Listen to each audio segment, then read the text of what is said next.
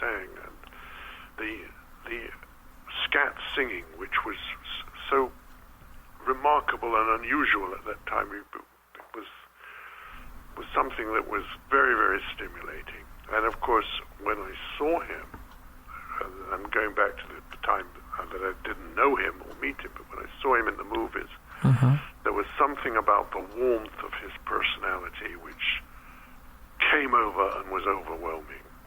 I was absolutely hooked on this man, and have remained so to this day, 60 plus years later. And I'm more, in a way, I went from being a fan to being a pen pal. Right. Meeting him on a number of occasions.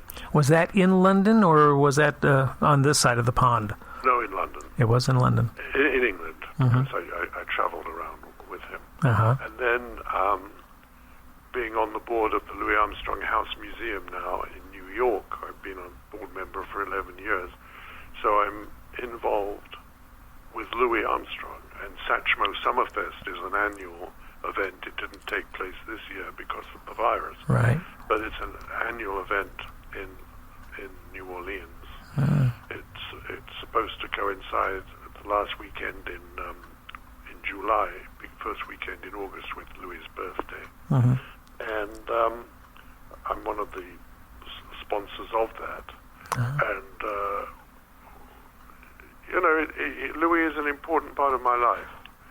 And the fact that he's probably one of the most important musicians this country has produced, and certainly jazz is probably the only homegrown American art form.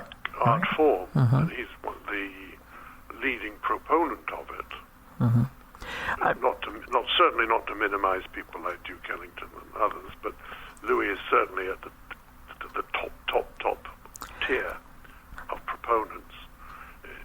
It's a great honor and a great part of my life. Stephen, yesterday I was watching an interview with Wynton Marsalis, and he was talking about Louis Armstrong and Duke Ellington and all these fine jazz musicians that had an influence on his life. But with Louis Armstrong, he said he had to change his opinion of him because as a younger person, he thought of him as kind of a, pardon the phrase, an Uncle Tom figure, particularly in his movies. I'm wondering is that a fair assessment? Put it this way, it was an assessment that was very much in evidence at the time that Wynton Marsalis was speaking. It was, as many have admitted afterwards, mistaken. And it was for a few years people thought that too. But then they changed their thinking in the light of the race situation, where they realized what good Louis had done. And they realized that Louis wasn't Uncle Tom. He was not performing in that particular way for a particular wide audience. That was how Louis was for any audience. And apart from Wynton Marsalis saying that, I mean, Dizzy Gillespie also went through a period of thinking like that, but then later on, Dizzy Gillespie said, without Louis, there would be no me. And Miles Davis, another one who thought it, he is also on record as saying, there's not one single note that I, meaning Miles Davis, played that Louis Armstrong hadn't already played years before. So that opinion of Louis Armstrong was in evidence, but it was soon corrected. And Wynton Marsalis said he changed his mind about it as he did more studies about it and that. Fascinating interview with David Rubenstein, if you happen to see it. It was really well done. What do we not know about Louis Armstrong that you know from your dealings with him and from your friendship with him? My friend Ricky Riccardi has written 2 wonderful books about Louis. And he's basically said what hasn't already been well known about him. But in a nutshell, not everybody knows the extent of Louis' good nature, his humility, his generosity.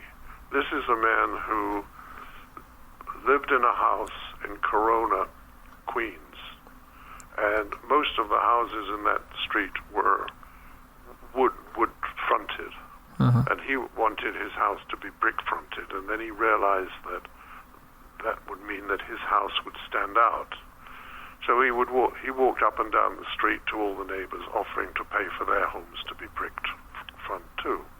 This is a guy who walked around every day, and in different pockets he would have different bills: $10 bills in the right jacket pocket, a $20 bill in the left pocket, and a $50 in the trouser pocket, and so on. And he was an easy touch. Every morning in Queens, at some of the schools, they start the day playing "What a Wonderful World." To this day, they play "What a Wonderful World." This shows the humility of the man, the generosity of the man. This is a man no one will fully know the amount of money he gave away quietly and how much he benefited people. There's no one who ever met Louis Armstrong and spent 10 minutes with him who didn't walk away feeling they'd met someone very, very special. What gave you the idea to write him a letter in the first place? Well, I was a schoolboy away at boarding school, and we had to write letters. One of the rules was we had to write letters every week. And I decided to write to Louis Armstrong. I knew where he would be staying because I had the tour dates. And I wrote him a letter, and it was pretty much a childish letter, if you really want to know the truth. But I was, 11, 12 years old. And it was handwritten, and obviously, in those days. And I never expected, but I got back a 4-page handwritten letter. Handwritten, 4 pages, in his own writing. And I couldn't believe it. So I wrote to thank him for his letter, and then he wrote back to me to thank me for thanking him, and we drifted into a pen-pal exchange that lasted until he died, and it included birthday cards, Christmas cards, and so on. And then I got a letter to tell me that he would be coming to England on a tour, and could we get together, could we meet finally? And that first meeting I had with him took place at the Mayfair Hotel in London, where I arrived, aged, I think, 14, and I was instructed by his wife, Lucille, to call from the house phone in the lobby, and I did, and she said, "Come upstairs," and I went upstairs, and I got out of the elevator and walked towards their suite. I heard him tootling on the trumpet. I mean, that was a major thrill. And I knocked on the door, and he opened it. And we hugged. I mean, it was just a very special feeling. I can only imagine the smile he had on his face. I mean, I can picture it. What about the smile I had on mine? Yeah, yours too. Yeah. You describe a very almost gentle, gregarious, generous man. Very wise. And, there was a very famous concert with Louis Armstrong with the New York Philharmonic when it was conducted by Leonard Bernstein. This particular concert is featured in a movie called Satchmo the Great. And Leonard Bernstein introduces Louis, basically, and says words to the effect that when every time this man puts the trumpet to his lips, he becomes so serious and so dedicated and so professional, and such a virtuoso. So the clowning around beforehand, it evaporates in 1 iota of a second. I mean, we're talking about a major virtuoso on a par, different genre, but on a par with all the great genre musicians in the world. When I was watching that interview with Wynton Marsalis yesterday, he was talking about the need to educate children and people in general about jazz. The question these days is, how do you do that? How do you make people appreciate jazz and understand jazz, and particularly Louis Armstrong's jazz? Well, I tell you, getting back to normal times when there wasn't the virus and all the restrictions and the school closures, the Louis Armstrong House Museum arranges concerts in the garden of Louis's house for school children. And buses bring in these children from the various schools in New York, particularly Queens.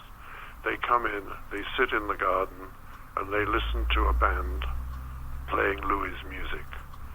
In most cases, these kids are listening to live music for the first time. So that in itself is a thrill. They've listened to it on the radio or on television.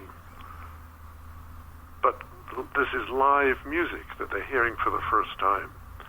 And the musicians who play are all important New York-based jazz musicians. And they take a few minutes in explaining their instrument.